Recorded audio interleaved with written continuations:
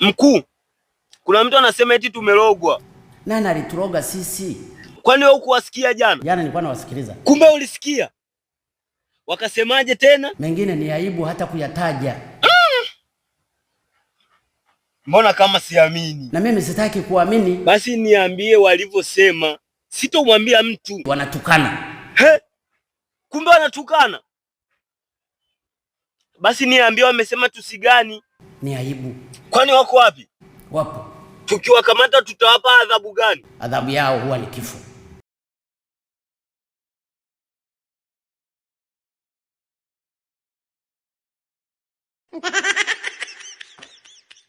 Mkuu, mimi kuna kitu nilikuwa nataka nikuonyeshe ila sasa nimesita. Usisite. Mimi nilikuwa nataka nikuonyeshe flash yangu. Hii hapa.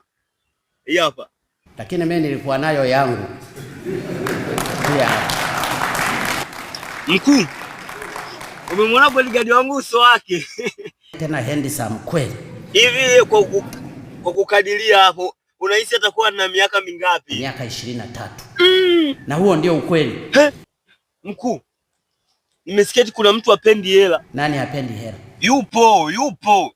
Sijui nimtaje.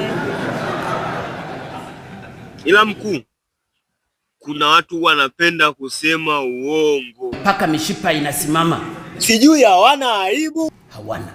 Sasa tutafanyaje? Tuvumilie. Yaani tuache watuchezee. Nchi yetu imechezewa sana. Na wanaotuchezea? Na hawa wanaotuchezea sifahamu sisi wanatuona kama ni binadamu au ni majitu tu. Kwani una uhakika wanajua kama sisi ni majitu? Sina uhakika kama wanajua sisi ni binadamu. Da. Inasikitisha. Tumeonewa mno. Alafu wanasemaje? Mimi nawachukia watu. Kwa nini wanasema hivyo? Na watu walikuwepo. Kumbe watu walikuwepo.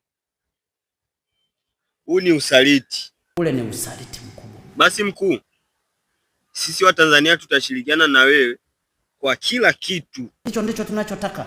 Tena nilitaka nianze kukamata wahalifu. Ingekuwa safi. Unatushauri nini?